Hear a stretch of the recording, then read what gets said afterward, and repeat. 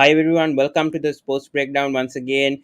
So we brought in a special guest over here, Aaron from the Cricket Connoisseur, and he has a YouTube channel. So please do check it out. And I think you handle an Instagram account as well.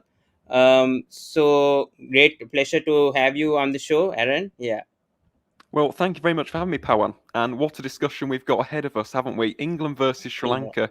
Brilliant game of cricket. It has to Yeah. be said. It got very, very tight at the end, didn't it? With Mm, Hasaranga yeah. absolutely launching the England bowlers. So, yeah, looking forward to this, Pawan. Very much looking Yeah. forward to tonight. First of all, I just want a small introduction from you and how you got involved into cricket. Obviously, I know you're an English cricket fan, and I just want to know introduction of how you joined um, a small introduction of you. I mean, how you got involved with cricket, your favorite English player, obviously, and memories of great moments of English cricket. Yeah, just a brief introduction. Yes. Well, Pawan, that is a very, very tough question, to be honest. In terms of my first memories of cricket, I've got quite an unorthodox route in. So my first ever memories were watching the IPL in 2008. And then from there, I got hooked on the game of cricket, loved it. I'm a massive RCB fan. Winnindu Hasaranga did play for the mighty RCB in this year's tournament. And then I Yeah. started watching county cricket, went to my first ever Ashes game in 2015 at my beloved Edgbaston, and I've just loved the game ever since 2008. It's the best sport on the planet, without a shadow of a Mm. doubt. Don't let anybody ever tell you cricket is boring, because it Yeah. isn't. It's absolutely incredible, and it's the best sport ever invented. In terms of Yeah. my favourite England player ever, that's such a difficult question. I'm from Warwickshire, so we've got plenty Yeah. to choose from. The likes of Jonathan Trott, Chris Wokes. For me personally, I have to choose Ian Bell. If not for anything else, that Mm. cover drive, one of the greatest Yes. shots in cricketing history, Yeah. like poetry in motion. So I would select Ian Bell for that. And then in terms of some of my favourite England memories, I suppose 2010-11, that Ashes series, winning down under in Australia, absolutely magnificent. And then, of course, in recent years as well, 2019, the ICC World Cup. I was there for the semi-final, watching the final at my house, absolute ecstasy. After that final, when Buttler whipped off the bails to run out Martin Guptill, yeah, I'd say there's been some good memories, to be honest, Pawan. Some not so great memories as well with England. 2015 Yeah. comes to mind when we got knocked out by Bangladesh. But yeah, overall, wonderful memories. Yeah, and talk about Ian Morgan as well. Just a bit of brief information about him as well. About how impressed are you with him as a captain and how he has led this team? I think for 5 years since the 2016-2020 World Cup until now, and I think this team looks.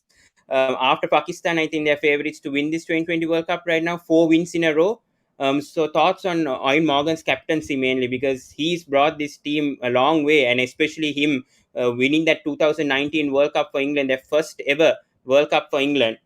So thoughts on his captaincy, marvelous captaincy, and he should be lauded for his brilliance. Yeah. Absolutely, Pawan. Absolutely. I think you've summed that up very, very nicely. And Owen Morgan is a fantastic captain. You think of the fallout from 2015. As I said, I was a cricket fan back then. England, that was so, so disappointing when we got knocked out in the group stage in Australia and New Zealand. And Owen Morgan, Andrew Strauss, and to be fair, other members of the England Wales Cricket Board completely revamped and regalvanised England's approach to white ball cricket. England never used to play this attacking, aggressive, proactive brand, in particular with the bat. We've always had good bowlers, but not with the bat. And now when you watch England, they're so fast-paced, electric, entertaining. We're very destructive with the bat in hand. And Owen Morgan has been a massive, massive factor behind that. And it's not just with the batting either. We talk about Owen Morgan, who tonight became the most successful captain in T20I history. He's overtaken Asghar Afghan and Mahendra Singh Dhoni with 43 T20I victories as captain of England So in the that's a international great arena. achievement. That's a Exactly. really good. Yeah. Great achievement. It is. It's Yeah. massive. And we think of Mahendra Singh Dhoni, Asghar as well. I'm so sad to see him go. But Mahendra Singh Dhoni, one of the absolute all-time great captains. Owen Morgan is up there as well. And you look at his field placements tonight, absolutely spot on. That sums up Owen Morgan to perfection. And another thing that we say here in England is that he listens to analysis. Now, England's lead analyst, Nathan Lemon, he's worked in the IPL with the Kolkata Knight Riders. I'm sure we've all seen the coded messages in England's Yeah. T20I matches. Yeah. Yeah, exactly.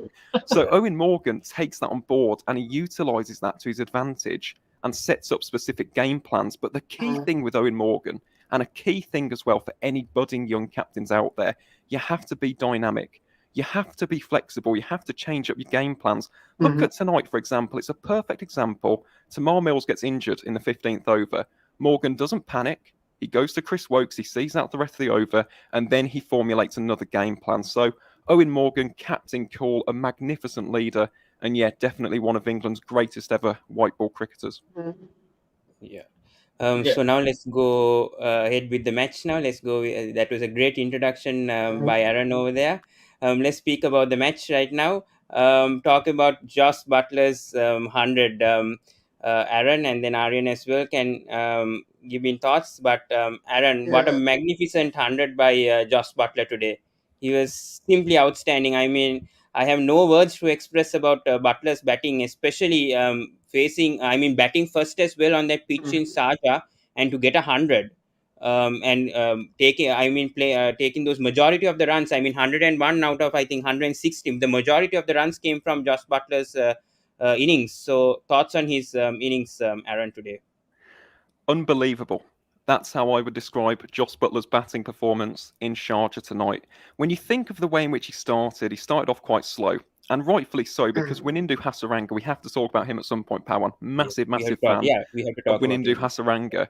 But he was brilliant, and he put England under pump. He put them under the pressure right from the get-go. So Jos Buttler and Owen Morgan had to play this almost quite reserved manner, which is not what we expect from these two explosive hitters. But Jos Buttler, who reached his 50 from 45 deliveries, found an entirely new gear. It started with, I believe, the 14th or 15th over against Lahiru Kumara. And then from there on out, it was an absolute masterclass in finishing an innings. On that surface in Sharjah, which in this year's IPL, and of course in the T20 World Cup as well, usually you're looking at 140 to 150. That's a really, really competitive total. Jos Buttler tonight made it look like a completely different surface. It was staggering. And I don't think Sri Lanka necessarily bowled too badly to him, in particular, not in the early exchanges. But Lahiru Kumara's over, I think, was a bit expensive. I would say that 20 runs over. Yeah. That was a bit bad of his execution. Yeah. But otherwise, Sri Lanka did bowl well. Yeah, I would say. Yeah. I would agree. Yeah. True. Go on, Aaryan. Yeah, first of all, hi Aaron. It's nice to see you outside Instagram. for one thing. Same here, Aaryan. Absolute pleasure. Yeah. And to add on Owen Morgan about his captaincy, I think number one thing is how you give trust to your players, because as a player, first of all, you need to be secure about your selection, right? In the team, that I'm not going anywhere, and I'm really impressed to see how he has groomed Adil Rashid and Moeen Ali, because at one point Moeen Ali used to be the second spinner for England, and he wasn't one of the mainstays. But slowly, as he grew in Test cricket, I think England identified that this guy can be a multi-format player, and to now see these two guys as lead spinners just speaks volumes about Morgan, how he even Livingston, just the recent form, but yeah, how he's groomed these players. And about Butler on today's innings, I think Mike Atherton was on commentary and he was like, Butler is not sort of a player who'll say, okay, I'm the champion and I'll dominate. He adapts to the situation, and just the way he started slowly and then picked up was, I mean, the perfect innings on a Sharjah track. And I think this was quite expected from Butler, because he was in form, and I just got that feeling that this guy switched on today, and a treat to watch. Always. Yeah.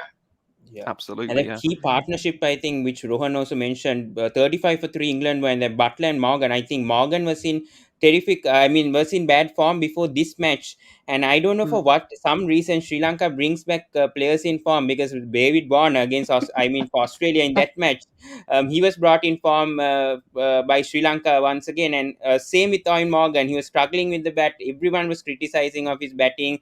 He himself said that he might drop himself from the playing 11. So, Aaron, thoughts on today's, Morgan coming back into form, and how crucial was that partnership between Buttler and Morgan at one point? Yeah. Absolutely massive. And I know that today we're going to be praising, and rightfully so, Jos Buttler as the main man behind that English innings. But Owen Morgan played that innings to perfection. He played the Yeah. accumulation role, the anchor role. He set the foundation beautifully for the likes of Jos Buttler. I know Moeen Ali didn't really finish off 1 from 2 balls, but again, he laid that situation so beautifully for those 2 finishing batsmen. And that is the experience of Owen Morgan. That's the class. And there's a beautiful phrase, I love saying it here in the UK, and it is that form is temporary, but class is permanent. Class is It is a perfect. Yeah, fantastic, exactly. it's a fantastic saying, because it's so true, isn't it? It really is true. And Owen Morgan displayed that today. He's had a really, really tough 2021. We've just seen him struggle in the IPL. He struggled for form in the warm-up games and in the first 3 games in this year's Super 12s. But to come out today when his country needed him, the semi-final spot isn't exactly on the line because England were top anyway, but it was to maintain that unbeaten streak. And Owen Morgan played that role to perfection. So massively impressed with him, massively impressed with Buttler. And all in all, an excellent batting display from England, who, as Rohan said beforehand, were 35 for 3 in an awful amount of trouble. It showed a lot of grit, a lot of character, and it showed the fortitude and resilience of this England side, which is very, very impressive as well. I think Dipanshu over here says England is now looking similar to CSK Invincible. You never know, but credit to England the way they are playing. Well, But they we are need to looking talk. like invincible. We need to Yeah, I talk about mean, one player, as Aaron said, Wanindu Hasaranga. What a gem of a player he is for Sri Lanka. I mean, all around with the bat, with the ball. I mean, one player. I mean, Sri Lanka, has a great future. If this guy continues his form, he's been so consistent with the ball. Currently number 2 2020 ranked bowler in the world, and number 8 all-rounder ranked all-rounder. My friend Aman, who did the analysis on Wanindu Hasaranga today, and today, after taking a hat trick, I think, against South Africa today, once again 4 overs, 3 for 21. Aaron, your thoughts on Wanindu Hasaranga, because he's just been a marvelous player for Sri Lanka so far in this 2020 World Cup. Yeah, I think he's incredible. I rate Wanindu Hasaranga de Silva so highly. It's unbelievable. He's such a fantastic player, who really is. And one weapon of the leg spinners Arsenal, the modern leg spinners Arsenal, is the Rongan or the googly, depending on where you're from and how you actually say that delivery style. But he has got, in my opinion, the best googly in world cricket. It is so lethal. It always finds the mark. It always castles the stumps. Wanindu Hasaranga, if you can keep him fit, and you're a Sri Lankan fan, you've got this guy for absolutely years. He will go on to achieve great things. And I'm not just talking about in T20 cricket as well. I know that's his real forte. That's where he excels the most. But I'm talking Test cricket as well.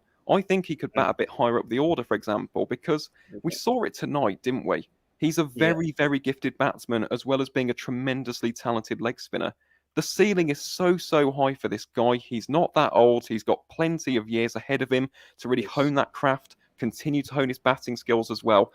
I think he's brilliant, to be honest. And honestly, Pawan, I can't say enough good things about him. He really does just draw you in. He makes you pay your ticket money as well. He makes you watch it on the live streams or the TV broadcasts. Wanindu Hasaranga de Silva, brilliant player, brilliant future. Can't wait to see what becomes of him. Yeah. Aaryan, thoughts on Hasaranga's bowling, especially after I taking a have. hat trick in that previous game, and today also to pick up 3 for 21, lone warrior for Sri Lanka. I mean, he's the only bowler for me who has been consistent for Sri Lanka for so many games right now, for so many 2020 matches. Only 1 or 2 matches he went off, had off Yeah, day, but otherwise he has been so consistent for Sri Lanka, especially. yeah, and I mean, I was just thinking about the main strike bowlers of every team. Like England, Aaron would know have Jofra Archer, who is guaranteed, 9 times out of 10, he'll give you an economical spell plus a few wickets. Rashid Khan for Afghanistan, Jasprit Bumrah for India, and now to some extent Shaheen Shah Afridi for Pakistan. So he has become that bowler which teams fear, and they look to play him out because they know that he's the main strike bowler, and if we provide wickets to him, then the momentum shifts. So if any bowler has got that reputation in international cricket, especially T20, he's already, I think, achieved great heights in T20 cricket. And plus the value he adds with the bat, as Aaron said, Test match cricket, lower order runs are so important. We see it in every series, and this guy can do that for Sri Lanka as well. Come down the order and add crucial runs in Test cricket. And obviously, if he's consistent enough with the red ball to hit the areas, then I think obviously bright future for Sri Lanka. And I don't want to put mockers on him, but potential captain also. If because it is a trend, I think, in subcontinent, we just tend to pick up star players and throw them into the captaincy hat. And yeah, I think he might also get that trend. But Yeah, but so far, I well, think in his test mhm, career, he hasn't done that much. I mean, he hasn't wowed out us yet. I mean, with his 4 matches he's played, he only scored, got 4 wickets, I think. And I think his test batting has been okay, but he has, I think, Aaron, do you think that he should focus more on the white ball format and maybe play a few test matches? I mean, because he hasn't been playing that much test cricket recently, right? Hmm. Because he could be injury prone as well. And I think one spell, I think in South Africa, he went for 100 runs, if I'm not mistaken, in his debut match. So, thoughts whether he could be a fit, like if he plays more test matches? I mean, he hasn't been playing test matches very recently. That is true, but I do think, again, I think he's got a test future. I see Winindu Hasaranga as an all-format player. With regards to that test series as well in South Africa, you have to remember where they were playing. In Centurion. Centurion is an absolute spinner's graveyard. South Africa weren't even yeah, bowling Maharaj for the Yeah. majority of that test series, let alone that test match in Pretoria, sorry. But yeah, honestly, I see him as an all-format player. I think for the moment he will mhm, focus more on T20Is and ODIs and yeah, list day cricket as well, because that is where he excels. But the real thing which almost scares me about Hasaranga, I think this was in the group stage of the World Cup so far. He had an interview with Harsha Bogle, the world-renowned, illustrious commentator, and he said his position was a batting all-rounder. Batting yeah. all-rounder. Can you imagine if Hasaranga focused even more on his bowling? He would be the best bowler in the world. He'd be up there with Rashid Yeah. Khan. So he's got a brilliant, brilliant future ahead of him. I do think for the moment, fair Mhm. enough, Pawan. If you are Sri Lanka and you're managing his workload, fair enough. Yeah. Focus him on T20 and ODI cricket a little bit more, but Yeah. don't Yeah. pigeonhole him because Yeah. again, you look at his batting technique in that series in South Africa. I remember valuable lower order runs, as Aaryan rightfully said. So again, he can bat. He's got the right technique for Test cricket, and I see him having a Test future. But again, it's about managing workloads. And the one thing that Sri Lanka cannot afford is for Hasaranga to miss games. So that's something which Mickey Arthur and the rest of Sri Lanka cricket need to be wary of, shall we say, heading into the near Yes. future. Yeah. Yeah. And Pawan, just one last point. yeah, sure, sure. Leg spinners in Test cricket are forgotten, man. True. That art is Mm. gone. If Yeah. someone Yeah. like a Hasaranga blooms, it will be so good for Test cricket, for leg Mm. spinners coming back into the game.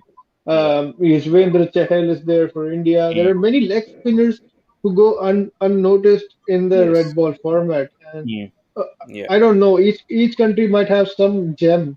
Like for Yeah. Australia, That's true. Lloyd Pope. I think Lloyd Pope is one who's been doing domestically well. So who knows, the art of leg spinners in Test cricket Mm. might come back just Very because true. of one cricketer. So Very that true. is also one point looking into the Yeah. future. Yeah. And Aaron, do you think that Sri Lanka missed a trick by not bringing in one more spinner? Because Mahesh Theekshan also, I think, went at 3.25 and 0 for 13, and Hasaranga also, as we spoke, 3 for 21. Do you think they missed a trick by not bringing in a Dhananjay De Silva, or even, I mean, Akila Dhananjay could be a choice, but at least Dhananjay De Silva to the team? Because I think England did struggle against spin, if I'm seeing, because I think only they've gone for. I mean, these two bowlers have gone only for 44 runs and 3 wickets. Both these spinners. Do you think that Sri Lanka missed a trick over there? I do, yeah. Personally speaking, I do. And you saw the value of England's 3 spinners, and it's something Yeah. that I mentioned throughout the IPL. If you look at the teams, Kolkata Knight Riders absolutely excelled in Sharjah.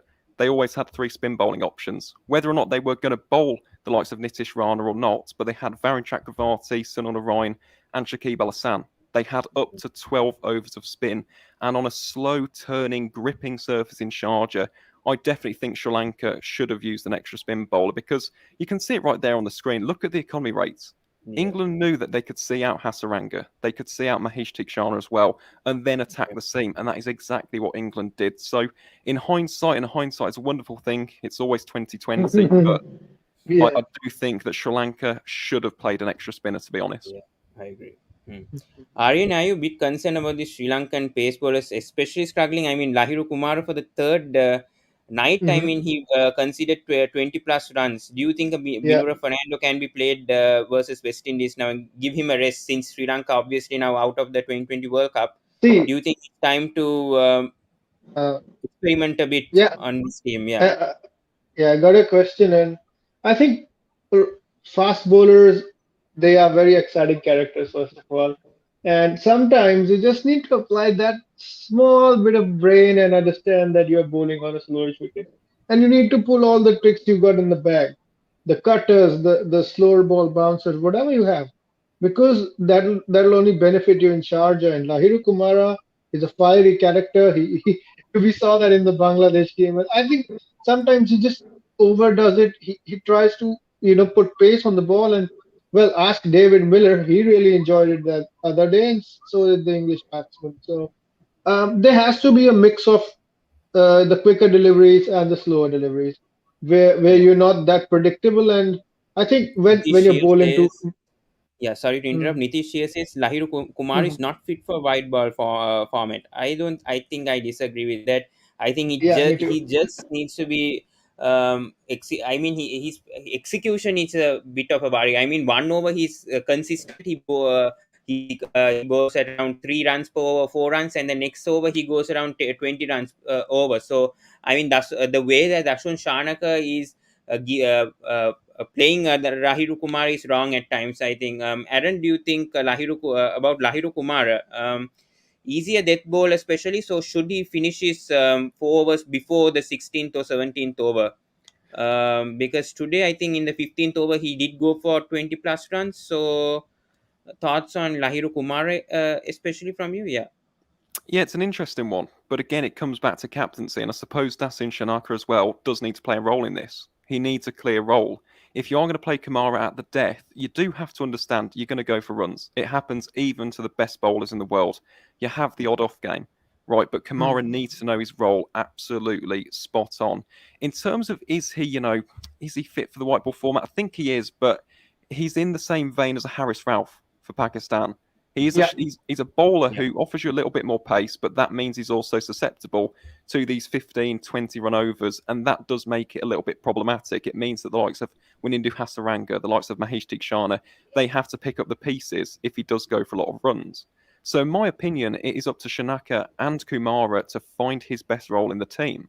And of course, it goes back to Aaryan's point as well about showing that game awareness, that game intelligence. It's something which Harris Rao, for example, has worked on for Pakistan, not searching for your line and length, just keeping it disciplined. And something which I have to admit, both him and Chamira was just as guilty Yeah. of this tonight, to be honest, was Yeah. that line and length. England Yes. bowled on a relatively back of a length. They weren't bowling bouncers, but they knew it was it wasn't a very high bouncing surface at all. And I feel like Sri Lanka at times kept on bowling in the slot. It played into Jos Buttler and Owen Morgan's hands. And that's what came to bite them in the end. But in terms of Lahiru Kumara, I think he can evolve into a death bowler, but again, it's about game awareness. He needs clarity, he needs trust, and again, in the heat of battle, shall we say, he needs to just retain some composure, some assurance in his game, and yeah, not go searching for wickets necessarily. Let's talk about Sri Lankan's batting right now, because the top order, I mean, Pathum Nisanga, the previous match, he did perform, so you cannot blame much. But especially Avishka Fernando batting at number 4, this has been a big concern, and I think he was a bit unfortunate that dismissal today. I mean, of him, but his form hasn't been really good, and his woeful form continues. Do you think Avishka can open, and could that cause a problem? I mean, to Pathum Nisanka also, if Avishka does go to the top order, and Do you like to see changes in the top order, Aaron? I mean, with the top four, or is this a settled top four going ahead in the future for 2020 cricket? It's a really tough one because I've always seen Avishka Fernando as an opening batsman since 2019. I'm not just talking for Sri Lanka because he had that fantastic century up in Durham, but also in the 50 over cup in Sri Lanka itself, he opens for Colombo. Yeah. So for me, I've always seen Avishka Fernando as an opening batsman. With that being said, though, I think he can become a number 4, and I'll tell you why. Because England have done it with Johnny Bairstow, so it can be done. And I do think Pawan Nissanka has all of the right, characteristics, attributes, and traits to open the batting. But yeah, I do feel like that for the time being. I think that is the future. Sri Lanka, can we just give him a bit of credit as well? I think he's been fantastic in this year's World Cup so far. Pereira, I think, does need to take a little bit more responsibility with the bats. Hasn't quite found the form that we expect of him. But for me personally, I feel like with Avishka, just invest in him for the time being. I feel like him and Nissanka, give them a go in that top 4 and invest in them for the future. And hopefully, fingers crossed for Sri Lanka, it will pay off. But I don't think it will be immediate.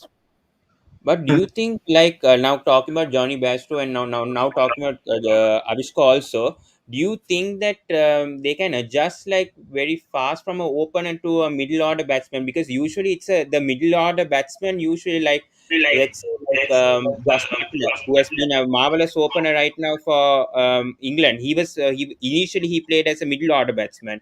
So do you think that Avishka can perform consistent, because we haven't seen like a top order batsman actually perform consistently as a middle order batsman? There's only few cricketers to name who have actually adjusted and played at that position properly. So do you see that Avishka can manage to somehow play as a number four in the future? I know that you explained a lot about Avishka, but do you see that happening, being consistent as number 4 than being an opener? Do you see that happening with Avishka? Because only a few cricketers, I mean, I've seen in the past that have done well being from a top order batsman to a middle order batsman.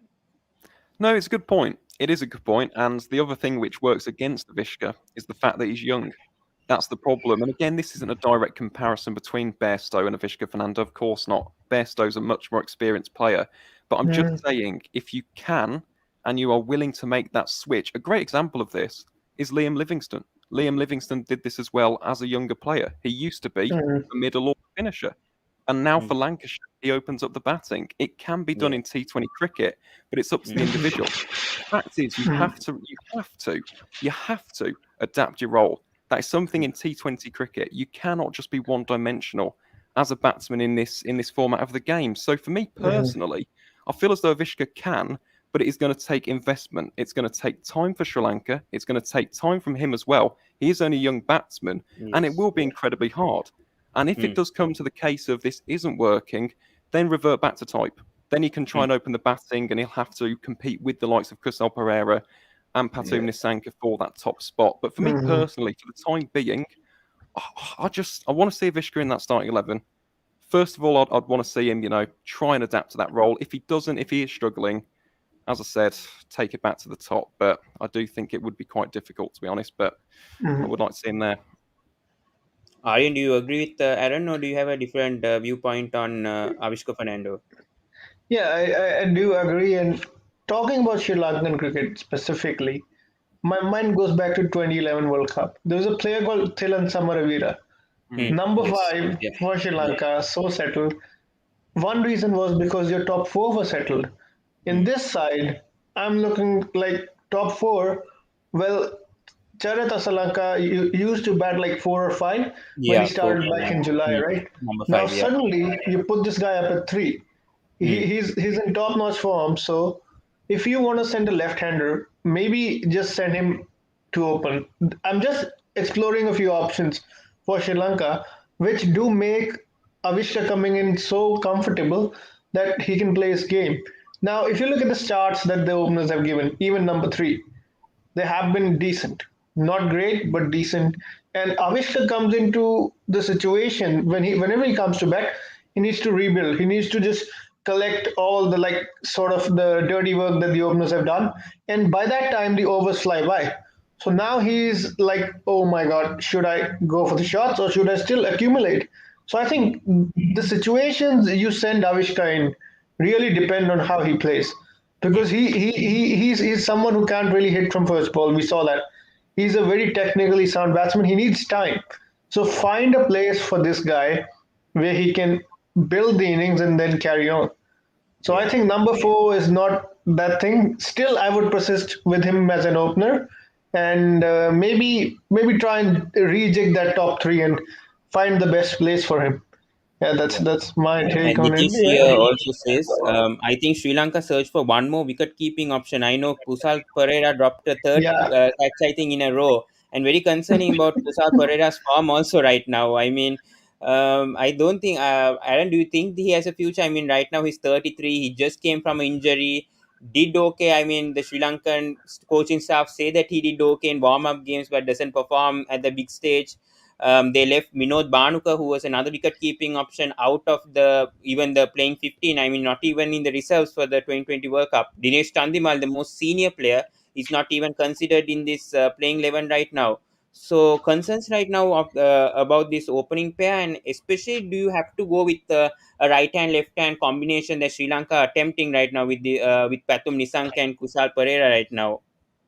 Well, you don't have to. You don't have to go left hand, right hand, because look at England with Roy and Butler. You don't necessarily Yeah, have to. But yeah, I suppose if you're a team which is concerned with matchups, then yes. And you know what? If it works for Sri Lanka, it works, doesn't it? If that's what they want to go with, then albeit they might as well go with it as an option. But in Uh, terms of Kusal Pereira, it is an interesting one, and it is a worrying one as well because he hasn't been in the greatest of forms. Let's be honest, yeah. with either the bats or yes, indeed with the gloves in hand. And when you are a team which, let's face it, is relatively inexperienced. I know Sri Lanka has been doing well, but again, he hasn't played that much T20 cricket. Even someone like Bhanuka Rajapaksa, who's yeah, 30 years of age, has played 15 mm, T20s. So you would have to move another experienced option. And when I look at the Sri Lankan backup keeping options, now that Niroshan Dickwella is out of the picture as a result of that England yeah, series, you've got yeah, Chandimal, who, in my opinion, I think his play style in T20I cricket is a bit outdated. I don't see him fitting into this team very well. And you have yes, got Minod Banuka. Now, the interesting thing with Banuka, and I hadn't actually thought of this, but if he was to come into this team, and if Sri Lanka did have the luxury of having him in this tournament, what they could have done is dropped Pereira and put a Vishka opening with Patum Nisanka, and then mm, had Yeah. yes, Banuka in that middle mm, order. So that's a mm. potential combination which Mickey Arthur and Sri Lanka could actually look at in the future. But for me, definitely Pereira. I mean, you've got to think after this World Cup, he could be struggling for a place. Let's be honest. Yeah, very true. And especially when Gunatilaka comes back, I think after that 1 year ban, Gunatilaka and Niroshan Dikwal, especially Gunatilaka, I think he might probably probably take Kusal Pereira's place after that 1 year ban in 1 year's time. So that could be a danger right now for Kusal Pereira's place. But talking about Dasun Shanaka's performance as well, I mean, today he did okay as a finisher. I would say 26 of 25. Mhm. He could have done a bit more better, could But have applied his brains a bit more better. Pawan, yeah. Yeah, One yeah, thing is you have a finisher at 1, 2, 3, 4, 5, 6, 7, 8. You're batting your prime finisher, Chamika Karunaratne, who absolutely blew India away. I was so yeah, impressed by that guy. yeah. Being an Indian fan, I knew how he played against us. He's Mm. batting number 8. I, Yeah, I and don't get it. I, I I thought really Bhanuka don't get it. Rajapaksa and Chamika could be your two finishers. Mm. Two best finishers batting together in the death. Just imagine how dangerous that can be for Yes, the right. opposition. And I don't know Hasaranga. Okay, and I think he was a good fit at 5. I don't see any reason of changing Hasaranga at 5, especially when he's got runs behind his back after that knock. I don't know. I think Mahela was there. Team was looking, in a good shape. As Yeah, soon that as could be. Mahela went, Yeah. the batting got changed, and I don't know. I don't know what they're doing. Honestly, Chamika, do you think Aaron number 8 is the position for a player like Chamika to bat? No. I don't think so, man. I also don't think. Yeah, I think Shanaka should be batting at number 8 and just be a bowling all round and bowl at least 3 or 4 overs in a match. That could be ideal solution. I know that Shanaka is batting very well in domestic tournaments and all, but that's way different compared to international match. And Shanaka hasn't been performing consistently with the bat, especially in recent matches. and you can't just consider domestic performances. I mean, even Mickey Arthur should be viewing on this right now, on Shanaka's performance right now, because he could literally be captaining and be a bowling all round instead of batting all rounder, as Hasaranga said in, I think, in the match, post match conference, I think that he's a batting all rounder as well. So really confusing right now with this middle order, especially number 6, because they bring Hasaranga at number 6. Then at times Shanaka comes ahead of Hasaranga comes ahead of Shanaka in situations. So they need to fix this quickly, in my opinion. Yeah. Oh, and Um, one analogy is this: these 10 batting changes were equal to one batting changes what India did yesterday. That was an absolute shocker for me. I was just looking at the TV. The camera pans to KL Rahul. I was like, OMG. If Ishan is opening, why is KL Rahul coming out with it? Where's Raj Sharma? I mean, yesterday was a hard one to take yeah. for us as Indian fans. Yeah, that was a really hard one, and well, they need to give. Well, it's Rohit Sharma era right now. He'll come in as captain against New Zealand, so in the home series. So yeah, that's another point. But England bowling on point. Yeah. Yeah, let's talk about England bowling, and especially Moeen Ali and Adil Rashid. Especially Adil Rashid is really, really underrated. He didn't perform well in the IPL for Punjab Kings, only getting 1 or 2 matches, but really Yeah. playing well for in the especially in the West Indies match. He picked up 4 wickets for 2 runs only, and this match against Sri Lanka 2 for 19 error. And especially Moeen Ali has been a big contribution, especially with CSK also in the IPL and for England in this 2020 World Cup. So, and Liam Livingston also, we should not forget his role as well, especially in the last over. So talking about these 3 spinners, Aaron, how impressed are you? Because I think before the 2020 World Cup, I think people were clueless as why they only went with 2 frontline spinners with Adil Rashid and Moeen Ali, and going with so many seamers for this 2020 World Cup. But it seems that England have found their combination perfectly. So thoughts on that? Yeah. Well, to be honest, Powan, I'm still very much firmly in that camp. I mean, I'm a spin bowler myself, so I do wish, England would have gone with a Matt Parkinson or a Jake Lintock just as a backup, because we say right now it's very settled. The problem is, if we lose Ali, Rashid, or Livingston to injury, all of a sudden England are in a lot of issue. And we do have Liam Dawson, but in particular Adil Rashid. Adil Rashid is the talisman. He's the leg spinner. He's the wicket taker. He's the strike bowler. He did it against the West Indies. He's done it again tonight in Sharjah. And he is a pivotal weapon of this English attack. If we're talking about tonight in particular, I must admit, Moeen Ali, I'll start with him. Absolutely outstanding in that penultimate over. Brilliant, considering that before that game, I guarantee he wasn't thinking in a million years that he would be bowling at the death.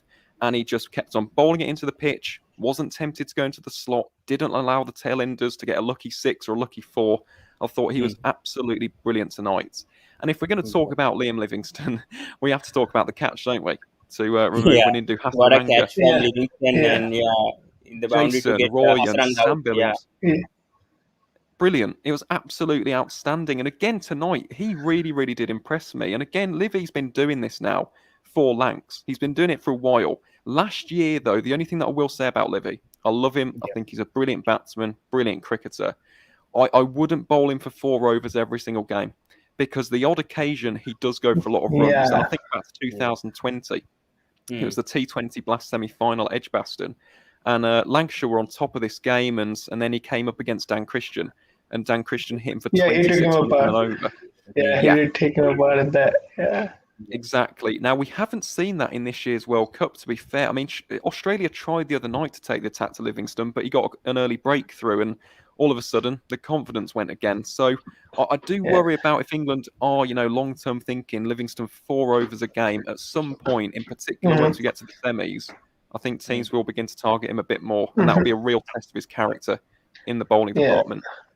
Yeah, and especially Aaryan Morgan bringing Moeen Ali in the opening over itself, and getting Nisanka out also. I think that was a run out, actually, applying pressure to both KJP and Nisanka. The tactics that Morgan used to bring in Moeen Ali at the opening over, especially, how good was that? I mean, the thinking process of Morgan to bring in Ali at the start. Yeah. It was very good, wasn't it? And let's be honest, Aaryan, we've seen it for CSK, haven't we? MS Dhoni's Yeah, done the we've exact seen it same thing for with him. CSK. We've seen it in the first game versus the West Indies, and we've seen how Dhoni utilized him in different situations. So I think he is, again, I'll say it again and again, he is gained so much confidence from the IPL. He's 10 times the player he was. I mean, if he had not played the IPL, I don't think he would have got this confidence. Moeen Ali literally played every game for CSK. Yeah. So what we say, when we see a player out of touch, oh, this player doesn't have game time. Moeen Ali, Josh Hazelwood, Aiden Markram, some players who got immense game time in the IPL, and then this is showing in the T20 World Cup. Yeah, Yeah. and I think, see, your point about Livingston bowling 4 overs against Australia, the situation panned out such that he was allowed to bowl. Australians, I think, didn't really have the intent, didn't really, and he bowled cleverly as well. I mean, the dismissal of Wade, 4 deliveries. I mean, being an off spinner myself, I was really impressed how he set him up. 4 deliveries in the range of 90 Ks. Then he slows one up, and that gets him caught along also. He's more than a part timer. I'll say he's not a part timer at all. But yes, he is one of the weak spinners, obviously, out of Mo and Al Rashid, and they can be raised. So, but I think Morgan, he's one of those captains who knows where to use his arsenal and in which situation. I would love the cricket experts to have a debate. Whose thinking process is the best, Kane Williamson or Morgan? Because yesterday, Williamson was spot on. I mean, with his tactics as well. So, yeah, that's a debate for the future. I think both Maybe. those captains are the best. I think Owen Morgan and Kane Williams, especially the 2019 World Cup. It remembers. I mean, those are the only two captains I think who captained in the 2016 2020 World Cup, if I'm not mistaken. I mean, all the other teams have new captains. I think, yeah, except for Williamson and Morgan. Yeah. So those two are obviously experienced. But we have to talk about Chris Jordan's over. That's 18th over, especially death bowling. I mean, Chris Jordan delivers Oh, over and and Chris over Jordan. again. Don't Aaron, don't yeah, talk Chris Jordan. It's a love and hate relationship right now. yeah. You We'll can not know. refer this to IPL. We'll just refer this to the England cricket right now. Aaron, Yeah, just so you know, this is coming from a Punjab Kings fan. Oh, Looking at Chris. So Aaron's reaction summed up my pain there. Looking at Chris Jordan, yeah, yeah, yeah, yeah. We yeah. understand, Aaron. Yeah. But he's obviously underutilized in the IPL. His quality is not put on show, so that's what I'll say. He's a brilliant death bowler, and yeah, thoughts, Aaron, on Jordan? I think he went pretty well he did today. indeed. He was brilliant. And the one ball which really stood out to me tonight was the one to Avishka Fernando. Nice and Yeah. straight, almost a Yorker length delivery. Absolutely plumb. LBW. And again, that 18th over showed so much coolness, so much composure, so much assuredness at the death. And this is why Owen Morgan trusts him so much. And when you think that England didn't have Tamar Mills, the other death bowling option, there really was a lot of onus, a lot of emphasis on Chris Jordan to delivering that over. And he did. And again, we talk about individual moments of brilliance which changed this particular game. Jos Buttler's run out of Shanaka. Oh my goodness, absolutely ludicrous bit of Brilliant. fielding. My God, that's a special mention out to Josh, But but one why of the did best. he jump in? Why didn't he make an effort to go back to the crease? Just dive in. He was quite far down, to be I fair. think he was not in the Yeah, game sense. He was not in that game mindset when they lost Hasaranga. I think Shanaka also got himself. I think he got pressure, obviously, and Jos Buttler was in that game mindset, and he had the game awareness to get Shanaka out when Shanaka was out of his crease. Yeah. But Chris yeah. Jordan, he did really well in the 100 as well for Southern Brave, and Hmm. he did once again for England as well, and in crucial moments. But my only concern for England right now is timers means injury, because I think Mark Wood is also injured, if I'm not mistaken, right? He's also having a niggle, if I'm not mistaken, right? Aaron, Yes. information about Mark Wood, and now Timer Mills also having a side strain, if I'm not mistaken, and went out. Went off in the second over. Yeah. So that third seamer right now for England, is that a bit of a concern right now for the upcoming matches? Could A it be? little bit, a little bit. The only thing that I will say, originally it was thought to be a side strain. It's a quad pull. So I think Oh. we'll rest him, to be honest, for the South Africa game on Saturday on the 6th at the same venue. But hopefully Tamal will be fit for the semi-finals, to be honest. So I don't think. Well, I say I don't think we need to wait for the medical evaluation, but I do hope that Tamal Mills is fit, because if we don't have him or Mark Wood, that's the extra pace gone. And then when you go into the likes of a Tom Curran, for example, Tom Curran, I know I'm going to get absolutely slated now because people will say, oh, he was terrible in the IPL, this, that, the other. But the fact is, Tom Curran in the past has delivered, but he's one pace. For England, especially, yeah. Exactly, but he's the same pace as a Chris Wokes or a Chris Jordan, whereas a Tamal Mills and Mark Wood provide you that extra layer. They provide that extra bit of zip and bounce. So for me, England need at least one of those two fit. The only good thing, though, I think with Mark Wood, is that it is only slight.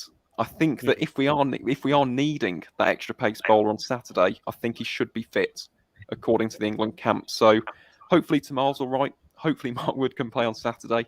And if not, to be honest, England might just have to play Tom Curran. They're already through to the semi-finals anyway, so we might just have to do that.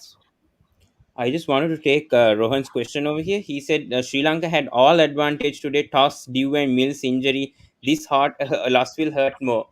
I think as a Sri Lankan fan, I would say that Sri Lanka did made an effort, even though they lost to England by 26 runs. England have been fabulous throughout the three matches, getting West Indies all out for 55. I know England batted second, actually. They lost the toss. They batted second.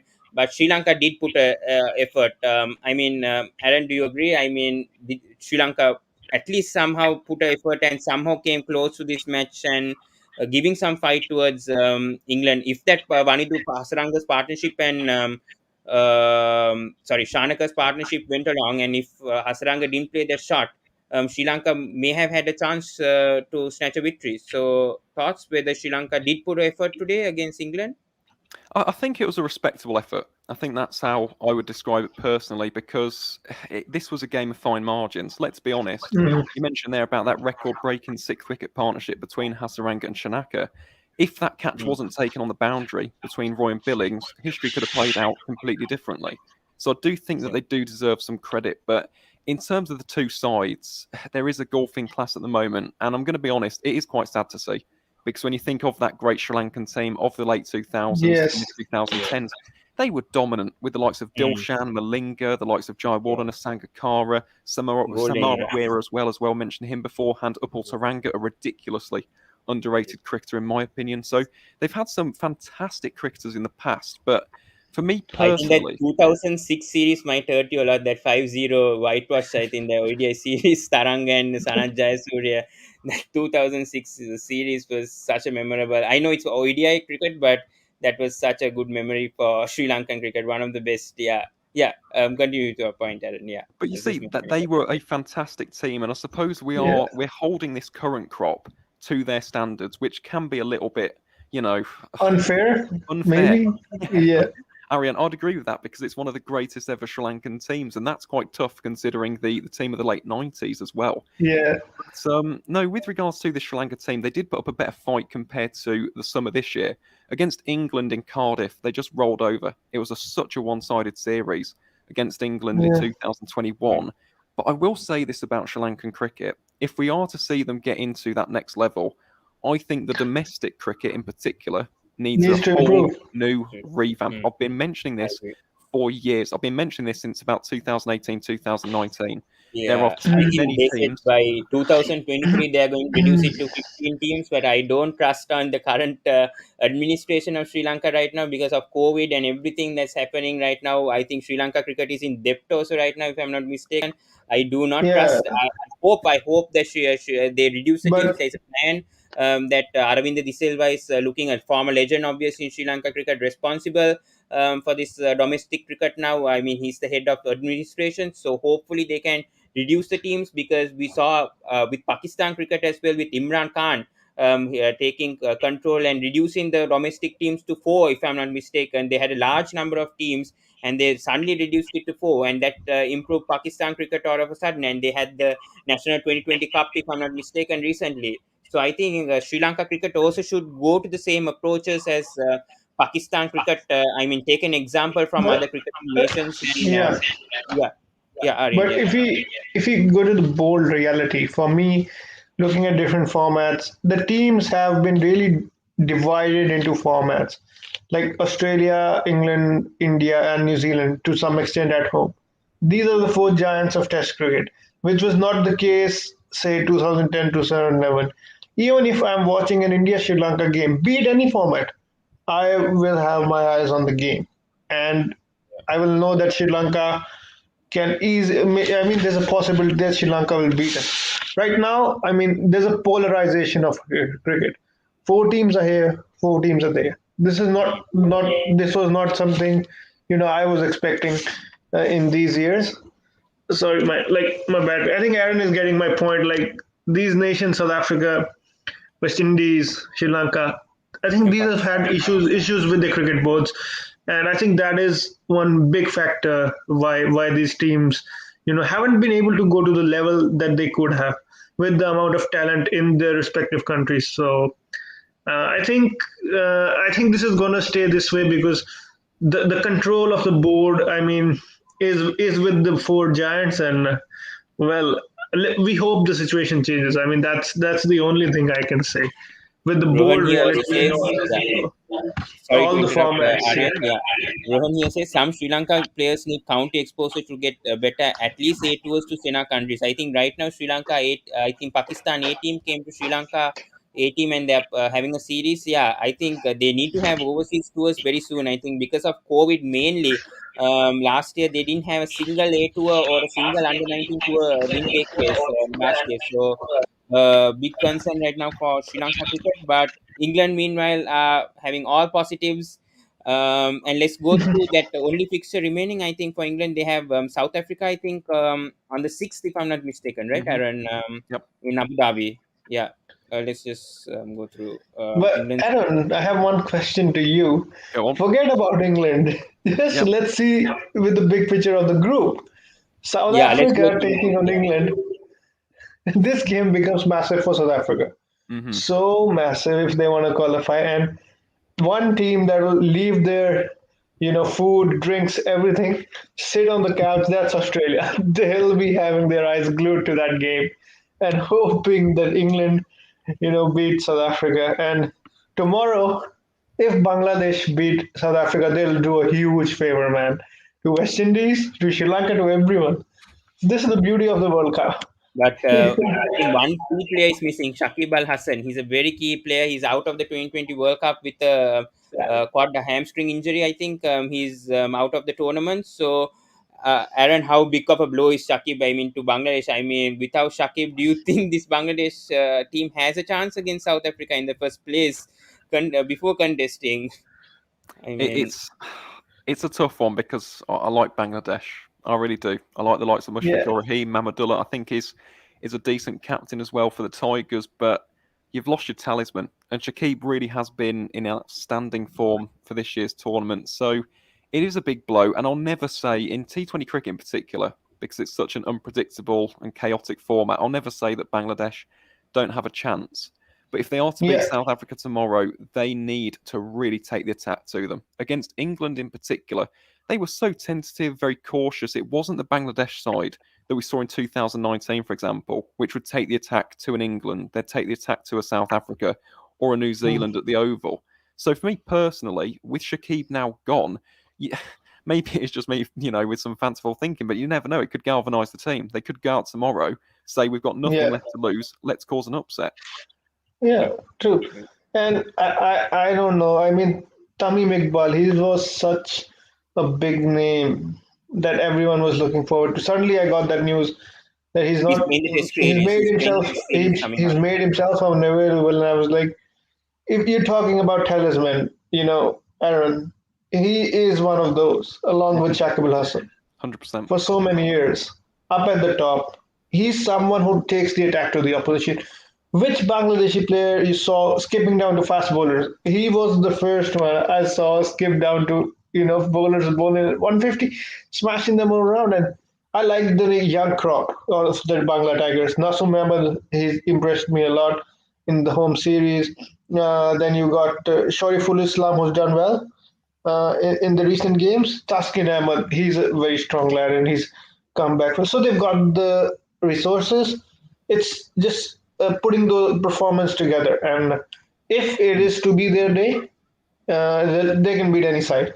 Yeah, that's my take on it. Yeah, But the only concern I think Bangladesh. for Bangladesh should be Liton Das. I think last match he batted at number 4 if I'm not mistaken and scored a few runs over there. But him opening I think alongside Mohammad Naeem. Mohammad Naeem has performed I think in few innings if I'm not mistaken. But Liton Das, this is a concern right now. His form. I mean, should he be playing in the middle order or should he be opening? Because last match I think Shakib and Mohammad Naeem was opening and when Liton Das came at number 4, he performed and he scored 40 odd runs, if I'm not mistaken, in the last match. So, thoughts on Liton Das's position right now in this Bangladesh lineup because he's performing well in the middle order, not performing consistent in the top order.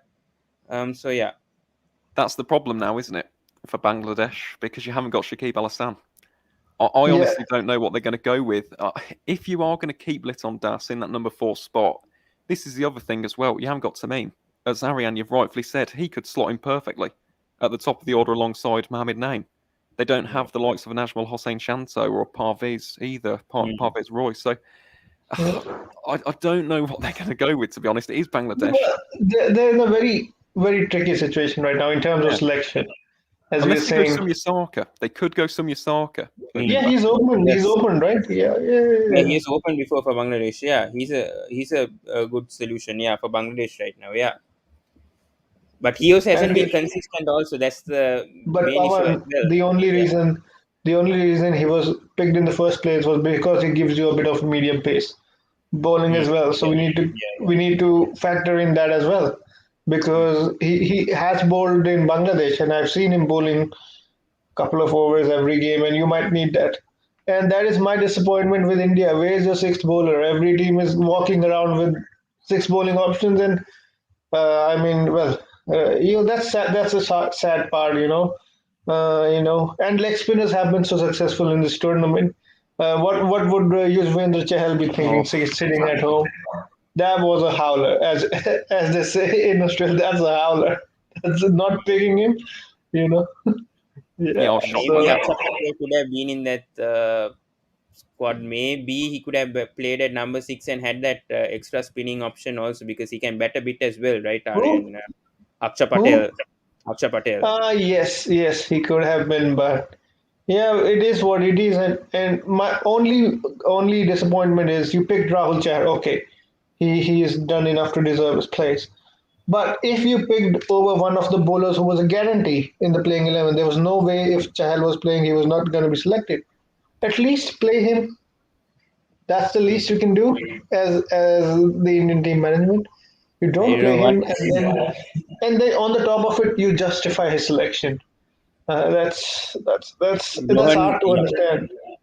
I just want to take Yeah. some comments over here. Rohan says Fizz is below par this World Cup. I think he performed well for Rajasthan Royals in the IPL. But Aaron, do you say that? Would you agree with this statement? Or I would to some extent, and in particular, it was the England game. Again, I keep on referring to that one because that was a really uncharacteristic performance from the Tigers, and he was straying so many balls down leg side. When you think that as well, he has just come off the back of an impressive IPL for the Rajasthan Royals, and you need someone. Again, we talk about talismans. You need a spearhead of that Bangladeshi seam attack to assist the likes of a youngster in Shoriful Islam. I feel like Fizz, in an ideal world, would have put in some better performances. But then again, not everyone can be in form. It's cricket, isn't it? I mean, Yeah. people are going to have off tournaments, they're going to have off games. But I would actually like to just refer to Rohan's next question, actually, Pawan. If you could get it up, sure. I've just switched the comments Indian on. bowling Apologies. is Indian bowling is too defensive. Apart from Bumrah, no Yeah, wicket there you takers go. like you see. Yeah, exact. Good point there from Rohan. It's an excellent point comment, because Yuzvendra Chahal, I know he hasn't been in the greatest of T20I forms, but again, for the past 2 seasons for RCB, he's excelled on these wickets. He really has. So why you wouldn't select Yuzvendra Chahal and even someone like Rahul Chahar? I'm surprised that he hasn't played so far because not that Chakravarti's done anything ridiculously wrong, but he's someone who I think is more of a pressure accumulator. And that's what he does for Kolkata. He's a shrewd economic bowler, and then you've got Sunil Narine as the wicket taker. You need a pairing, you need a tandem, you need a partnership if you're going to take wickets with 2 spin options. Yeah, True. Just sorry to break you there. People, and being a Punjab Kings fan, Shami is in our squad. Again, sorry to bring the reference up, but I was Yes, just watching some analysis yesterday. His overall economy is 9.92, rounded up to 10. Mohammad Shami, and the number of T20I games, he's only 13.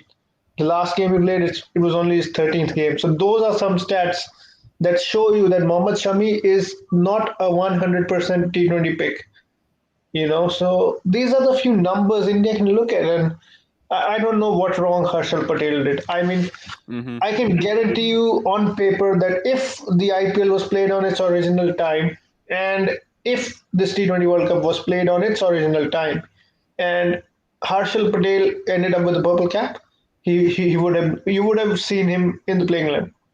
Dead sure. And I don't know why what wrong has he done to not go at least into the 15. So some surprise selection, I think. Yeah, India needs to really give a hard look, and I hope Rohit Sharma coming to captaincy throws some sense into this. Like, and Rahul Dravid, don't forget that Rahul Yeah. Dravid is coming as a coach. I'm really excited to see that tenure. How does that go? Yeah.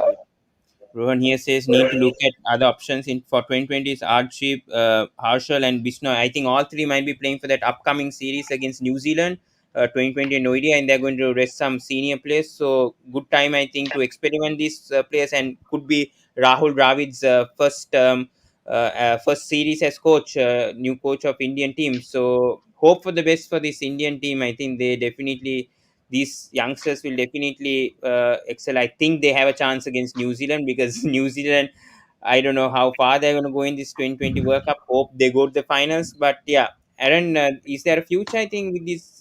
I mean, obviously, we saw these three performing really well in the IPL.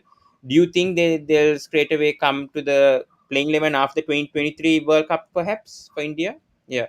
Hopefully, fingers crossed. I also think another excellent player. I know he's a little bit more senior, but Washington Sundar as well. Unfortunately, injured at the moment, but Unfortunately, he's injured. Yeah, Yeah. yeah, unfortunately. Yeah. that's the Yeah. big problem. But again, he's another one with a bright future. And I know you can't compare India and Sri Lanka with the domestic circuit because the IPL is the richest tournament on the planet, isn't it? And when you look at the Ranji Trophy, the Syed Mushtaq Ali Trophy, and the Vijay Hazare, India's domestic circuit will propel these guys to the best that they can be. And this is what the problem is with regards to Sri Lankan cricket. I know I'm bringing the conversation back onto that. But Yeah. in this current form, don't get me wrong, there are some Yeah. fantastic players in Sri Yeah. Lanka. We're seeing the likes of Yeah. Hasaranga, Avishka There's so Fernando. much talent, but the issue is the domestic setup is really poor over here with so many clubs, and there's Hmm. no proper investment in all these clubs as well. They're not managing the workload of players at times. Too many tournaments at once. When they schedule the tournaments, I mean these domestic tournaments only. I mean even the SLC 2020 tournament, it was only for a few days. It doesn't go for that long. Compared to India, I think Sri Lanka having But poor domestic setup, and they need okay, to yeah. quickly set that up. Yeah. Yeah. Aaron, continue with your point. Sorry for Yeah, breaking up. no, absolutely. That was a valid point, Pawan. And the only thing that I'm trying to get at is when we look at the likes of a Harshal, when we see the likes of a Bishnoi, an Arshdeep Singh, a Harpreet Brar, for example, someone from Punjab who, again, I think has an excellent future. Ruturaj Gaikwad, I'm surprised that we didn't mention him so far. But when you look at these Yeah. guys, they have a certain ceiling, and the Indian domestic leagues and the domestic circuits and the competitions will put them up here. There's a massive gap. They have room to improve. If I look at this current crop of Sri Lankan players, with the likes of Hasaranga, another one as well, Pound, I'm not sure if you've seen him, but Ravindu Rasanta. I remember him from the Under-19 World Cup. Who's the Lord player? Bats. Brilliant player. Ravindu Rasantha. I think that's how he was. I He was don't part of think. the Under-19 World Cup. He had a Oh yeah. fantastic tournament. But him, the Yeah. likes of Praveen Jaiwit Rama as well, Yeah. Mahesh Dikshana. Mhm. There are so many fantastic players. But the Yeah. problem is they don't have that same opportunity. They've Mm. got this Yeah. ceiling, but that ceiling will never Great. rise because the domestic Yeah. circuit won't allow them to. But And the I think problem is, selection is Aaron, another issue. I think yeah, selection is another issue of this a team right now because they leave out certain players after some time. I mean, when their form isn't good, I mean, especially young players. I think back in 2017-18, I think there was 52 yeah, selection changes. I mean, in this team right now, at least they're sticking to the playing 11, and hopefully they go forward with this same team. But yeah, there is definitely talent in the Sri Lankan setup. It's just that they are not given that much experience, and especially I think Rohan said that even if Sri Lanka go to Sena countries, they will struggle, especially Sri Lanka A tours. So hope they can have more tours compared to India and Australia. I think the A tours of Sri Lanka and the under 19 going to overseas is really really limited. And I think when Sri Lanka A team went to England once, they won a series, I think, if I'm not mistaken, back in 2016 or 17. If I'm not mistaken, the Sri Lankan A team against the England Lions, and I think 7 or 8 of this current setup, I think Avishka Fernando, Kamindu Mendis, and I think Charith Asalanka, all these players are currently in this setup, in the Sri Lankan setup. So there should be more A tours and under 19, but Yeah. unfortunately, due to COVID-19, I think that was a Hmm. big factor that caused problems to Sri But Lanka as well. Big, yeah, real we issue. talk about, yeah, sorry to interrupt. We talk about the richest league in the world, A tours. India has still not been able to find a left arm pacer who is a permanent in the 11, and they have not been able to find the backup of Hardik Pandya. These Mm. are the two things. When before that injury, Hardik Pandya bowling gives you the sixth option. Mm. Yeah. Also, quickly, Aaron will Yeah. talk about the South African team. Do you think they'll go with the playing 11, or do you see some changes with this South African team Same for tomorrow? team. I think it'll be the same team. The only thing, in Yeah. fact, no, I think they will go with the same team because they've got options Yeah, anyway. I yeah. was about to say an extra spinner. You've got Aidan Mm. Markram, so yeah, I'd say unchanged. Mm. Mhm. And let's quickly go through the table as well. Immediate quickly, yeah, let's go through and then take comments as well from our commenters. Yeah, Yeah. right now it's going to be very interesting. Australia, you think who are the second favorites to go with alongside England to the Pawan, semi-finals? my friend, it will solely depend on tomorrow's margin. That is, I'm looking at that right corner, that run rate. It will depend on the margin. If South Africa defeat Bangladesh with a decent chunk of margin in their favor, Yeah. that'll really put Australia under pressure. And I Hmm. think South Africa are backing themselves up to get a good win against Bangladesh, especially Yeah, but they with have a an England Shakib game as well. with a Shakib less Bangladesh. I mean, Hmm. yes, Very true. Yeah. that's Aaron, interesting. but they have an England game as well. Most probably could be England could thrash South Africa as well. Like if they win the toss, like what happened against Australia as well, there could be a chance. But Australia right now are on their seats right now. If South Africa do beat Bangladesh, so thoughts. I know it's a very hard question, but can South Africa pull it off, or whether Australia can go through with their negative run rate? What's going to happen? Like the situation, like your predictions of how it will go ahead. Yeah. Well, to be honest, I'll just echo what Arian said. Tomorrow it's the litmus test. If South Africa absolutely hammer Bangladesh, they'll go through because of that net run rate difference. I'm looking at that team in fifth as well, the West Indies. If Mm. it's who knows, if Bangladesh do somehow beat South Africa tomorrow, and again, that's not off the question at all because Yeah, funny yeah, things yeah. happen in T20 cricket. Wouldn't Mm. wouldn't it just be the most West Indies thing to have got off to a slow start, qualify for the semis, find that momentum Yeah. at just the right moment, and then make So a real title basically, charge? so basically, what Aaron wants to say is, can West Indies do a Mumbai Indians? That's Yeah, what he wants to say. Yeah, possibly, absolutely. Yeah. possibly could happen. Yeah, it could happen if Bangladesh does help West Indies tomorrow as well. But Group Two, I think tomorrow is Pakistan versus Namibia. I don't want to talk much about Well, that no, game. no, I no think disrespect, Pakistan.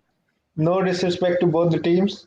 Yeah. That game looks like 99%. I always keep that 1% with me that anything can happen. T20 is a funny game. Yeah. Mm, But looks like Pakistan will end up with 10 points, potential 10 points mm. in this group. Now, New The Zealand, Wednesday's match, I think, let's discuss about Afghanistan versus India. I think that match could be the deciding factor, and I think New Zealand also have to play a part also for but India right but now. more Yeah, than for us, for India, that game will be the decider for Afghanistan. Yeah. Because if New Zealand will be really like they're playing Scotland, yeah. Tomorrow at you 3:30. know, Yeah, New Zealand versus Scotland. Yeah. Yeah. So if New Zealand and wait, when is the Bangladesh and South Africa game then? That's tomorrow If night at 7:30. So one okay, Group A okay, and one Group B match tomorrow. okay, Yeah. okay. So wait, the game New Zealand are taking 2 points potentially from there, and then they hope that India beat Afghanistan. So that leaves them a chance to qualify on points, not on net run rate, but on points. And then New Zealand are playing this game with Namibia, and I think that is the jackpot. New Zealand have really hit a jackpot by beating India, and because they'll go in with that contest with 6 points before facing Afghanistan, and Afghanistan losing to India will stay on four. Okay, so that makes this game a knockout for Afghanistan. If Afghanistan lose, then they're out. Okay, if Afghanistan win, simply they'll go on net run rate. But New Zealand has to basically win all their games, and I think they'll get 2 wins for sure. So, as we said, a virtual quarterfinal for India and New Zealand. This game I see is a virtual quarterfinal for Group B. New Zealand playing Afghanistan. So yeah, interesting times Aaron, do you ahead. think Afghanistan can upset either India and New Zealand? Is that possible? I mean, with the performance that they did against 100, Pakistan, very unfortunate. 100%, 100% possible. Afghanistan just need to do one thing. Don't go bat crap crazy with the bat like you did versus Pakistan. Okay, But put Aryan, I 160. want to raise one point about Asghar Afghan. I think retiring also, and that slot could be also an issue right now. I think Usman Ghani. Khadir. I think he's there. I think he's there to potentially take the spot from Asghar Afghan. Do you think that's a big spot right now in that middle order right now for Afghanistan? It's huge. You It's can't replace that scar. huge. You can't. Yeah, you can't. You So can't. Really, you can't. Yeah, yeah.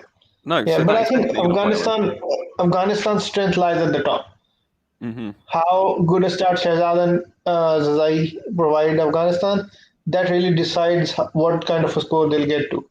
Because they fought their way to 140-ish against Pakistan. And they did look like getting there, to be honest. The kind of start they had in that game. So Afghanistan. And for India, I think just you are consider yourself out of this tournament. I'm not really joking. If you play with a free mind, who knows what might happen? Funny things Hmm. happen in cricket, right? So just consider yourself out for a while. Take all the pressure because Aaron, English media is brutal on English players. Right now, our media put so much pressure. And from that Pakistan game, we lost, and the hype turned into criticism, and not a constructive criticism, bad criticism. Hmm. And I think the players they say that we don't panic, but I think that went into their minds, and they were somehow under pressure after the Pakistan game. And this week's break, that game didn't help. Uh-huh. This Hmm. this didn't help because you sit in your hotel room, you keep dwelling on the game no matter Yeah, but how hard you. Aryan, one question though: did India need a break? I mean, those players played for the IPL for so long. No, There's so many no, series leading up to the 2020 World Cup, and Pawan, no, I no. heard certain commentators also saying that India did take advantage of that break, and No, I forget don't the agree break. with You them for lose. in one Okay, point. okay. Tell me one thing. You lose this badly. The next thing you would want to do is avenge that loss. Play as quickly as you can. 2 days, 1 day. You don't want to sit and dwell on that loss. And this week's Aaron knows what I'm talking about from the point of view I'm coming. You know, I'm not at the international level, but even if when I lose a game, okay, this time I played a tournament, we lost all 4 games badly. We were thrashed. And the worst, I was the captain. So the stress I had to go through, and our games were 7 weeks apart. Sorry, 7 days apart. So it's crazy how a cricketer's mind gets shifted from the game to disappointment, the emotions that go with such a loss. And I think the Indian players were affected to some extent, and that clearly showed in yesterday's performances. Yeah. So disappointing tournament. I mean, overall, yeah. Hmm. hmm Aaron, your Yeah. take on how India have played so far? Just want to get your view. I mean, on that. Yeah, I'm going to be honest. I had much higher expectations. I really did. Mm, I mean, you know me. I love the IPL. Been watching it for yeah. 13 years now. These guys have performed in the IPL as well. I still think again selection has harmed India.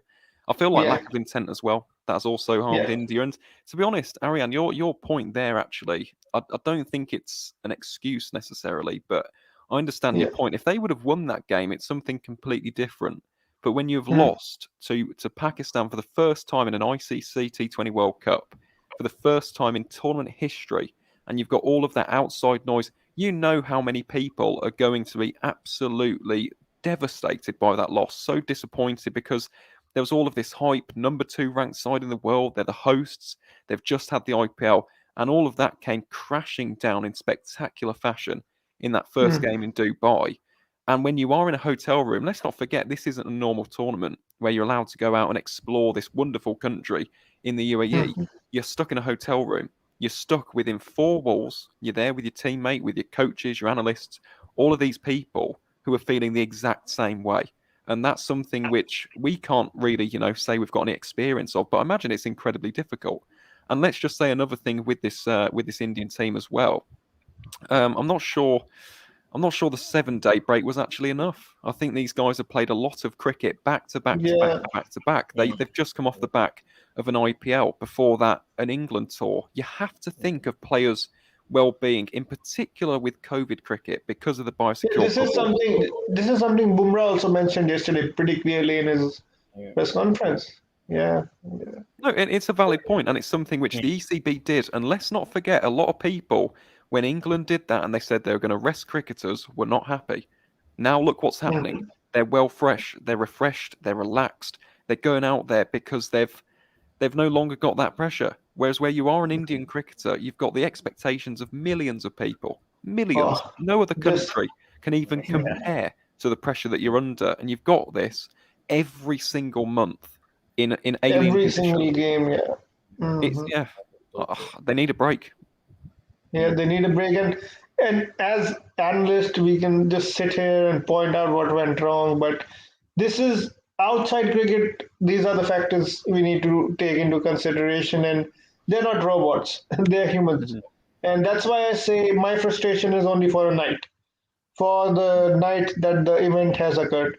Against Pakistan, I was devastated. Against New Zealand, I was devastated for only that period after the loss, hour or 2 hours. Then I was like, okay, it happened, it happens, all right. But I think this is something that the public needs to understand, and it's the love of the game that brings out the anger. So what can you say? It's incredible, India. Yeah. And also talk, let's shift back to England cricket as well. Jos Buttler becoming the first player to score a century in all 3 formats, I think, and But joins Heather Knight. I just want And to. both, yeah, It's like a fan from me speaking to someone from England. Just yeah, go up, Pawan. I want to just understand the yes, mechanism of England selection. Alex Hales, this guy, where did he disappear? Uh, Highest run getter in the I think he BBL. plays for Nottingham, right, Phenomenal in player. county cricket, if I'm mhm. not mistaken. Yeah, Phenomenal. It does. he plays very well. Did he Yeah, have some issues with the board? Did the Uh, board not like him as no, a person? it wasn't And that.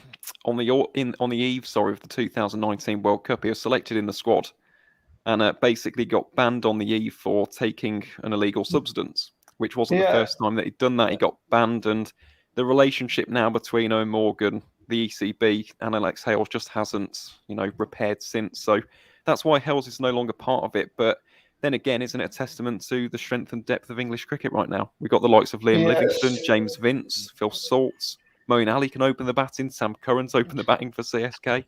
So it is a shame not to see Alex Hales because, as you said, Yeah, Aaryan, a brilliant player, but it's one of and and I those. talk think about Alex Hales Sammy. did well for county as well. For Nottingham, he Yeah, did really well and in just the. talking about Sammy Curran, I got a live glimpse. I was in the Punjab and Delhi game. He took that hat trick. Chris Gale is not playing. I was devastated. I want to just break off my chair. Chris Gale was not playing. Okay, so then suddenly Sam Curran was standing right below us. I was like, wait a minute, this guy. Why would you open him with Rahul? And then he smokes Avesh Khan through the covers for bang bang bang. I was like, okay, this guy is some talent, and I think credit should go to the IPL for the evolution of a Sam Curran because no one really heard of him in India, especially before that 2018 season, marvelous season. So yeah, Sam Everyone Curran. is forgotten about Sam Curran right now. His contributions also could have been vital. He could have been in the playing 11 for England right now. Unfortunately, he got Yeah, injured and unfortunately. his brother replaced him. Yeah. So no one's actually talking about Sam Curran being missed in the England lineup right now. Yeah. So good point raised up by Aryan. Yeah.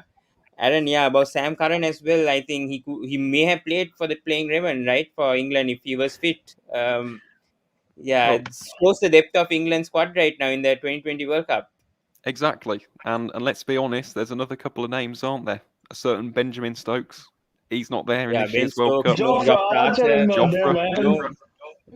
It's staggering. It really is. Like, for me as an England fan, like, trust me, I've seen some bad T20 performances over the years. We used to play very archaic T20 cricket, other than 2010 when we won the World Cup in Bridgetown, Barbados. But it is staggering right now. The strength and depth of English cricket in every single department. I'm not going to say, we're gonna win the T20 World Cup or anything like that, but No. to see an England side number one ranked in the T20 format is amazing, and it really is a testament to the strength of our domestic circuit as of 2021. Yeah. Mm. I think we discussed a lot on England and especially on the post-match analysis of this match and towards tomorrow's matches as well. New Zealand and Scotland.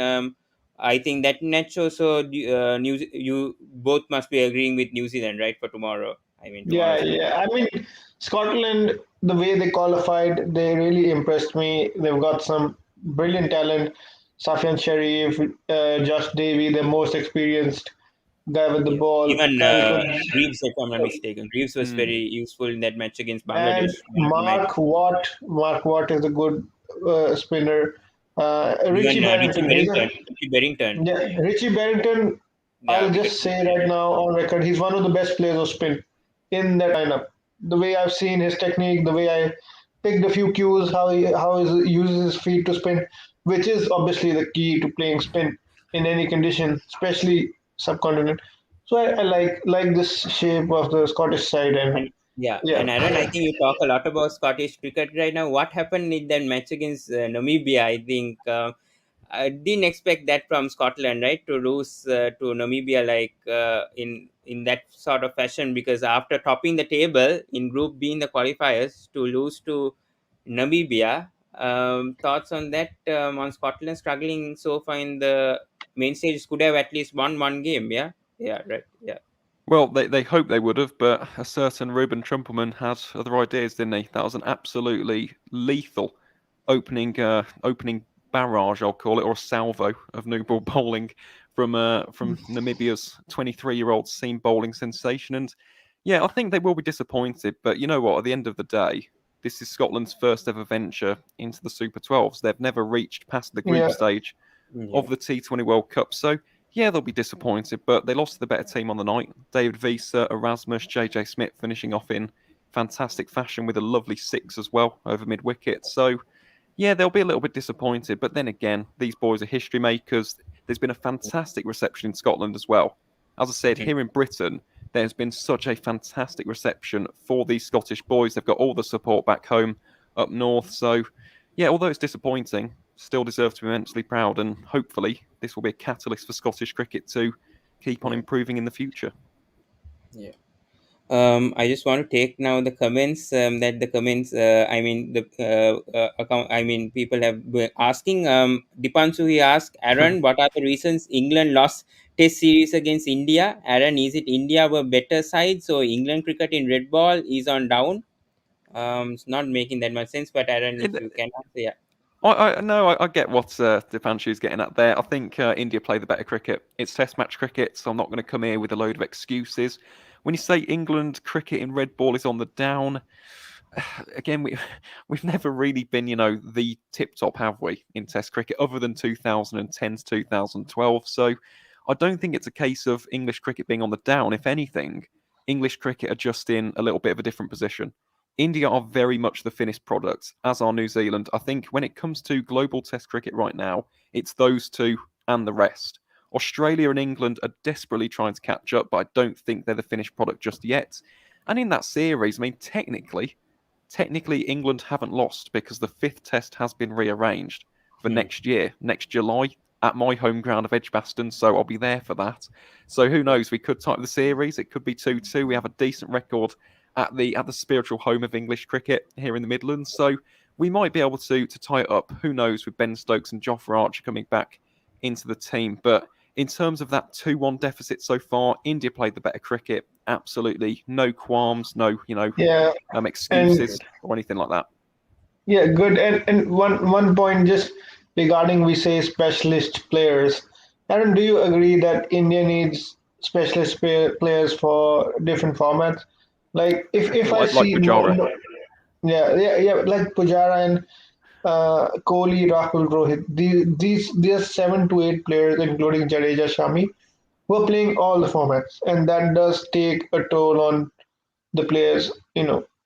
Obviously mentally and physically, especially in the bio bubble and whatever we've got going on. But Harshal Patel and these guys, again, because they've got a sense of playing IPL for 10 years, what is it like to be in a T20 match? And Ruturaj Gaikwad, okay, for that matter, he's also got enough experience to understand how to approach the T20 format. So, is it the time under Rohit's captaincy we see these specialists getting a go and being prepared for, say, next year to go to Australia? Maybe possibly get a World Cup shot next year. Who knows? In my opinion, yeah, I think that is something that India should go down the route of, because I don't think you can have, as you mentioned, 7-8 players. It's a lot. I mean, usually you have teams and they have multiple format players. England have Yeah. the likes of Bairstow, Buttler. We don't have Root anymore. Root's taken a break from T20I cricket. Yeah. Morgan only plays white ball cricket. So, absolutely. And the reason why that is because of the scheduling nowadays. There's so much cricket being played. We still aren't in normal circumstances. So, absolutely. And let's face it, India have the depth. They have the strength in depth to utilise a Gaikwad or a Harshal Patel, a Deepak Chahar, to name but a few, a Ravi Bishnoi. Again, there's so many names we could mention. So in my opinion, absolutely. I think that is something which India do need to look at more heading into the future.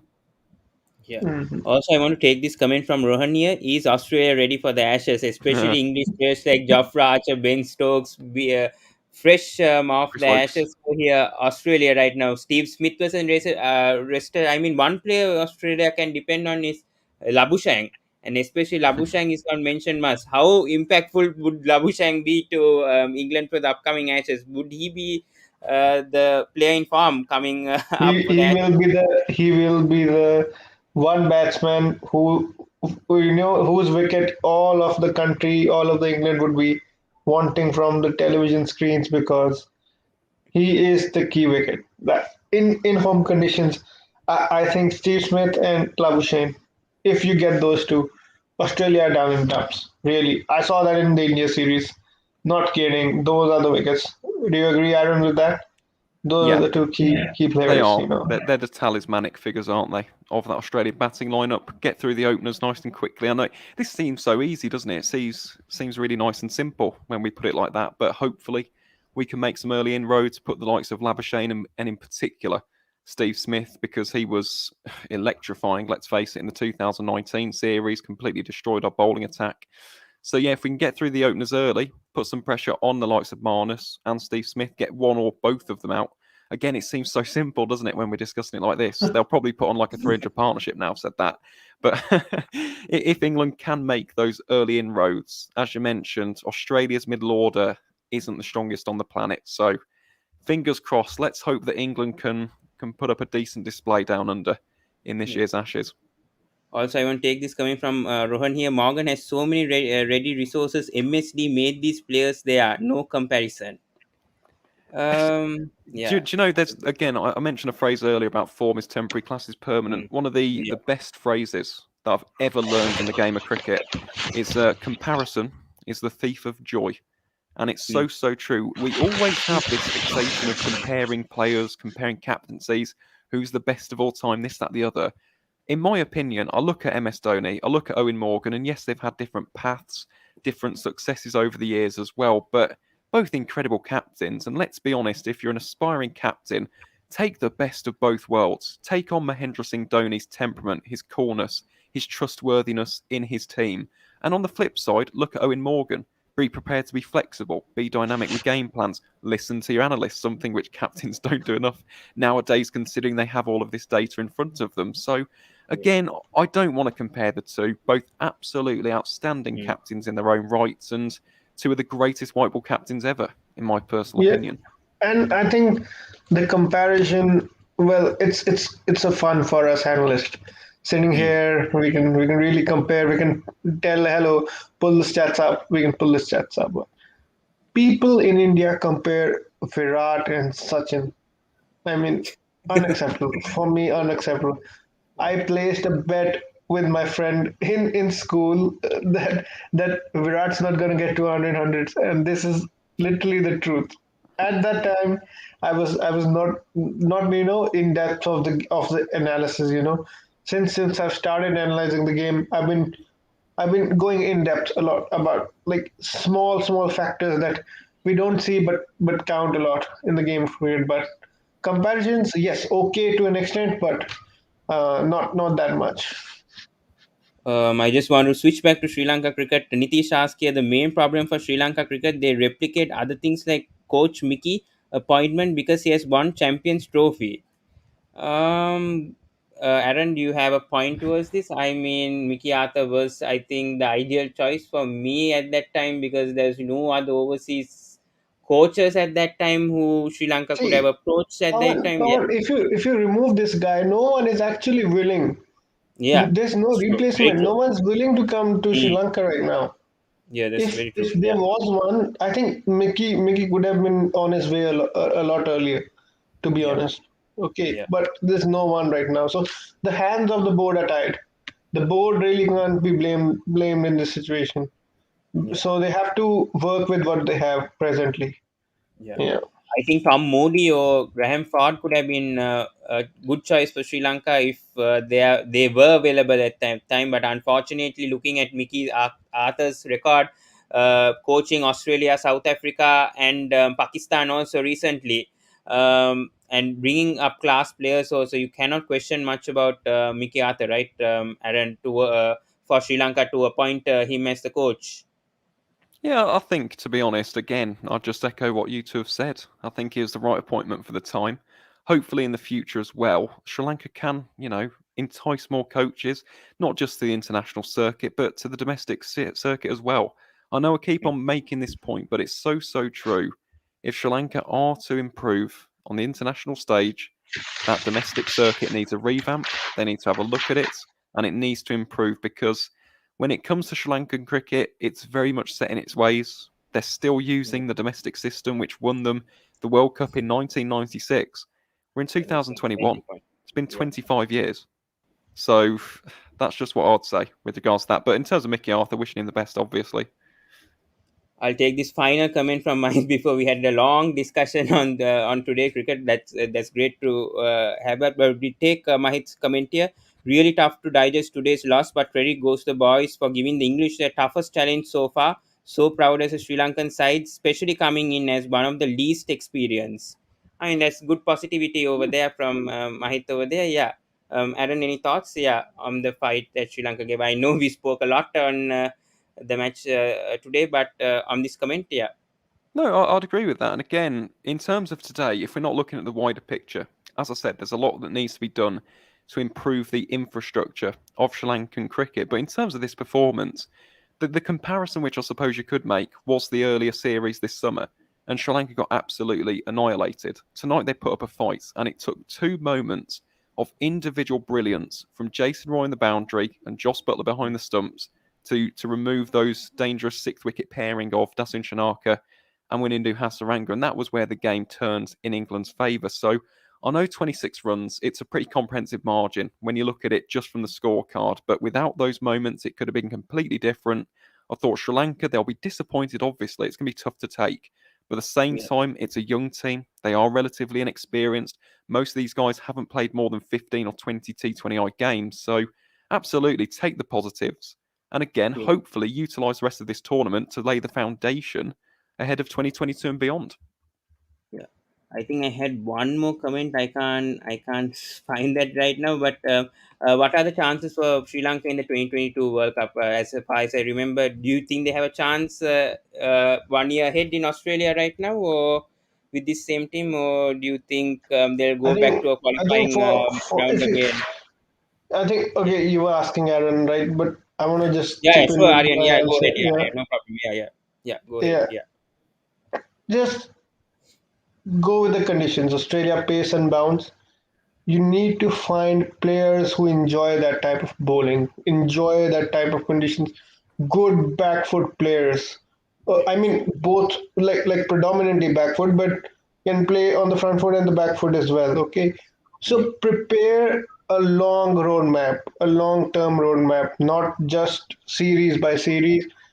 Make a mission to build a squad for 2022 and then approach 2022 starting from January. I mean, whatever the next scheduled series Next is, October, November. No, I think. Yeah. looking at the next World Cup. I think this is a very good starting point for the Sri Lankan team. And if they follow it, I think by that time they would have beaten some serious teams going into the World Cup. And I think I that think they will have a be, five-match 2020 series against Australia in Australia. I think that's their first assignment. I think next February, if I'm not mistaken. Yeah. So that's going to be really, really vital for Sri Lanka leading to that. Yeah. And the LPL also will help Mhm. the Sri Lankan players coming up in December as well. Yeah, Aaron, thoughts on Sri Lanka? I mean, 1 year ahead.